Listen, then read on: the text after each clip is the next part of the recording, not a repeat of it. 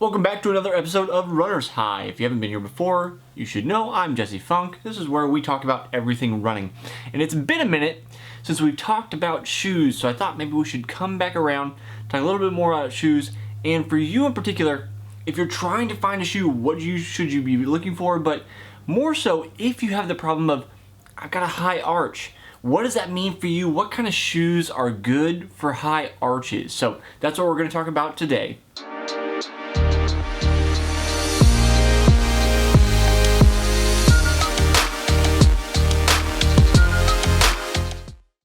If you haven't been on the channel before, hit that subscribe button, stick around for more videos in the future. Comes out every Tuesdays and Thursdays, or right now, just Tuesdays as we're working hard through the holidays. It's been tough to get all the filming in, so thanks for bearing with me as I'm coming out with a single video instead of double videos each week, but we're going to get back on the schedule here soon. So let's talk about shoes today. A lot of people say, what's your favorite shoe? What's the best shoe? If you look through like Google searches, those are very common questions. What is the shoe that you should be getting? Well, me in particular, I'm still wearing this guy. This is actually the version, this is version 2. I've got version 1s as well. The Nike Lunar Epic Flyknit. This is basically my favorite shoe I've ever worn. And if you know anything about shoes, you're gonna go, Jesse, that shoe came out 5 years ago. How do you still have a new pair? Because I poach them off of eBay whenever there are new pairs when I can find them.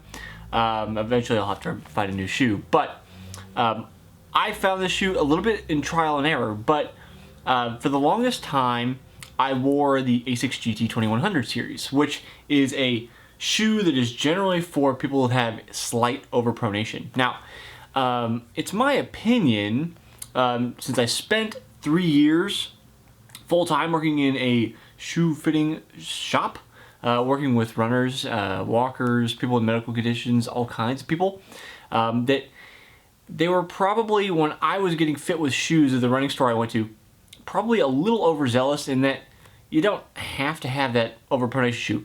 Everybody should, ideally, pronate a little bit. And what I mean by that, if we use my shoe here, so this isn't your foot, it should roll from this side to this side. So you'll have this natural kind of inward rolling motion when you're running. Sometimes people will say that and they go, oh, it's a problem, I need to stop that. And they get something on the inside to stop it, or they put arches in, but it's not a problem. However, if you've got high arches, you may have a different situation to deal with. The opposite of overpronation, which is that, again, rolling inside motion, is actually called supination. Put that on the screen so hopefully you can see how that's spelled. But when you supinate, that means that your foot rolls to the outside, meaning instead of going in, that nice rolling motion, when you run, it goes outwards. And this is going to be generally someone with a high arch that has a higher tendency to do this. It's not always. You can have flat feet and then roll outwards, or normal looking arches and roll outwards. But as a generally correlated situation, high arches, supination go together. So then you say, what kind of shoe goes well with high arches or this supination problem? And it's going to be some kind of shoe, often, that is going to have on the outside, so this is the outside of my shoe, we turn here, there's going to be in the midsole here, this foam, it's going to be more rigid than what's on the inside. And the reason is that when you're running, because you're putting this pressure to the outside, rolling outwards, you're going to make the foam on that side collapse more easily than the stuff on the inside, which only worsens the problem. So to deal with that situation, shoe manufacturers have to put some kind of support. And by support, I've seen all kinds of different things, actual physical posts, like a physical chunk of plastic that they'll put in, hard plastic. They'll put in more dense foams, but usually there's going to be some kind of coloration or color difference here on the outside that'll show you that, hey, there's a feature here that we added that's just for you. That's something that's definitely going to show up. And if not, somebody at your local running store can obviously guide you to that kind of shoe. The bigger question here that I always like to ask, and came up on the Smart Athlete podcast when I recently spoke with Mark Gallagher, who's a podiatrist in the UK, is does this fix the problem? Because it's often advertised that if you get this kind of shoe, it's going to fix your problem. Got a little bit of a spoiler for you. And that is that the answer is no, it doesn't really fix the problem. And if you think about this a little deeper, it'll make perfect sense, right? Okay, so if we think about the mechanics of our foot, again, we're going to be rolling a little bit to the outside. We want to be doing this, right? If we put some kind of foam on the outside that makes it so that we don't smash that foam faster than the stuff on the inside, then will that stop our foot from rolling to the outside? No. And the reason is this shoe's flat. On the inside, you'll notice people take these out, the insoles, and they think this is arch support, but it's not. It's just a cover to keep over the stitching so that you're not running on the stitching and sweating straight into the foam in the midsole. What you need to actually look at to prevent the overpronation or to try to correct it is something that's referred to as orthotics, or actual insoles, not just inserts that goes in the shoes. Now, I don't have any on me because I don't wear any in my shoes, but there are over-the-counter orthotics that you can get to deal with this situation. One of the most popular that we sold, the store that I was at, for high arches is made by a company called Power Step. They make a number of different models, but that was very, very popular. As I got to talking to Mark, again, the podiatrist on the Smart Athlete podcast, if you want to listen to my whole conversation with him, we don't just talk about feet, but that is his specialty, so we do talk about that a little bit. I'll link to that at the end of this video. As I talked to Mark more, he brought up an issue that I kind of felt as I worked at this store in my early 20s, and that is that if you put the wrong thing in the shoe, it can actually make things worse. And it's really probably best left to the professionals to do anything too drastic.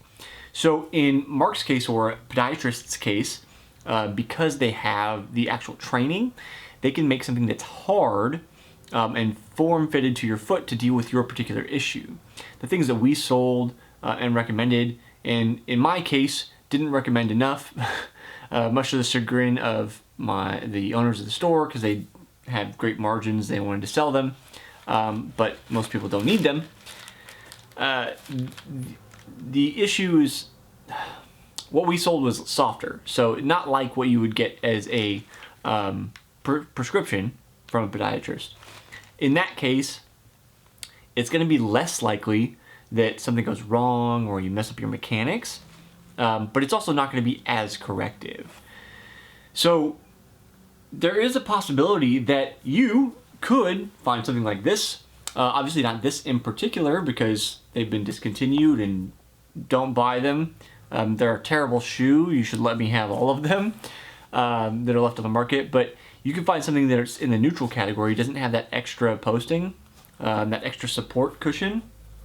But if you wear an orthotic made by a podiatrist, then you can actually correct your issue, run normally with that regular slight pronation, inward turning motion, and then also have the shoe that you want. So there's a number of ways to approach the situation, but it depends on how severe your issue is, if you have an issue to begin with, because again, not all people with high arches supinate, turn to the outside, and then unfortunately, it's a little bit of trial and error. You can go to a podiatrist if you're having pain or problems, but it's a little bit going to be, this is what I think my situation is, to have somebody take a look at you and see, does this happen, and then try some shoes on. Go run in them, check them out. Hopefully at your local running store, they'll let you take them for a spin out in the parking lot. The best running stores usually do, or they'll have a treadmill on hand to let you run in the store. That's going to be the tried and true test to see, is this comfortable out of the box? Not I think it'll break in. It should be comfortable right away. That's when you know you found the right shoe. So, do you have any questions for me about shoes, about running, about the channel, anything? Let me know. Leave them down in the comments below. I'd like to make a video just for you in the future. I'll see you next time on the next episode of Runner's High. And before we go, check out that episode with Mark on the Smart Athlete podcast. The other show I do on this channel every Friday. Really awesome conversation. Again, we don't talk just about feet, but we do cover that a bit, and he kind of gives his expertise. So check that out, and I'll see you next time.